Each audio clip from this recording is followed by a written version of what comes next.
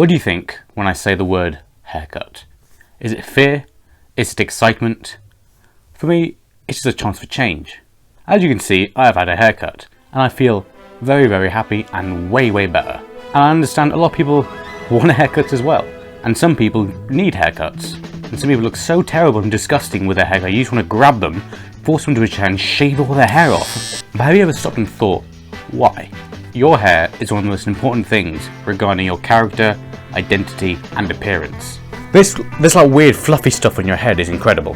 Haircuts and hairstyles what separates men from women, women from men from men, politicians from men. Because if we all had the same haircut, there would be like no individuality or like character for anybody. Everyone would look the same and that would be pretty boring. If there's no individuality, everyone had to develop something else, this thing called a personality instead. Buzz cuts, mullets, mohawks, curtains, skin fades, no hair, long hair, short hair, man bun, hair dyed blonde, hair dyed pink, balding hair, ponytail, bowl cuts, emo, radar waster from Fallout, afros, perm, gullets, military haircuts. A haircut separates a non-successful man to a successful man, a cool woman to a woman that can cook. A haircut can make an ugly looking man into an average looking man. Haircuts are also rich in civilizations past and present. Many old civilizations use haircuts to display their cultures and beliefs as well. Like you got Vikings with their long hair and braids, and you also got like Native Americans with their own version of long hair and braids. And like in ancient Rome, only certain people were allowed to have certain haircuts. Factors such as their gender, social status, how rich they are, and their profession all determined whether or not what haircut they had and which ones they were allowed to have. You had monks with bald scalps so they could be closer to God. And if you move over to the Far East in China, hairstyles would change depending on what dynasty was in charge. All these different hair and hairstyles bring so much creativity and flair to any individual. Your hair is literally a part of you, and also part of you spiritually as well. Once again, with how a hairstyle can legit tell what someone's like. Like mate, if you don't have dreads, how am I meant to know you didn't go on a gap year that changed your life? If you don't have a dirty ass mullet, how am I meant to know you went to private school? And if you don't have a skinhead, how am I meant to know you hate minorities but don't want to say it out loud? For men, a haircut is like makeup. Some men can look like actual trash if their hair gets too long and too, untaken care of. Legit, when the barber puts you in the spinny chair, pumps that thing up a few times and puts the apron over you and gets to work, you're going to leave the barbers, or wherever you're getting it cut, a new man. Once again, I'm going to bring up the film Soul and the barber shop. And what the barber shop dude said about how powerful a haircut can be and how it can change anyone.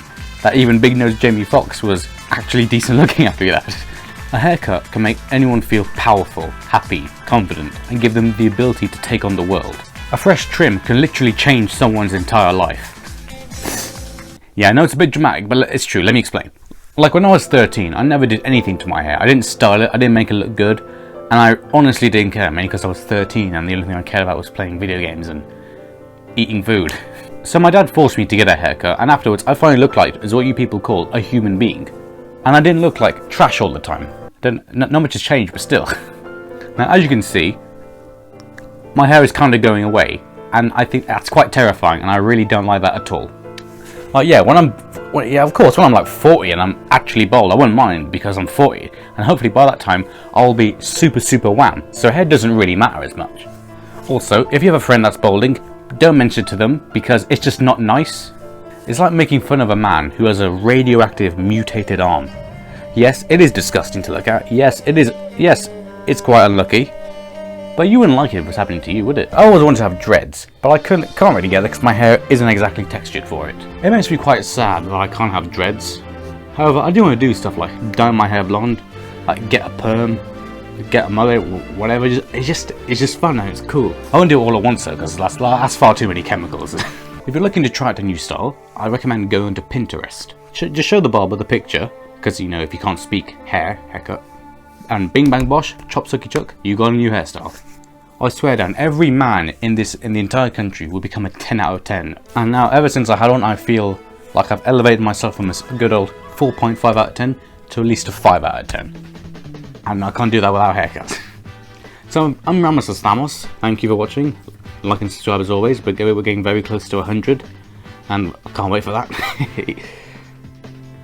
And I'll hopefully see you guys again. So for the wait, I've had other real life stuff to be doing, so it might be some time before I upload again. So, but stick around. No, anyways, so cheers for watching. Thank you very much. See ya.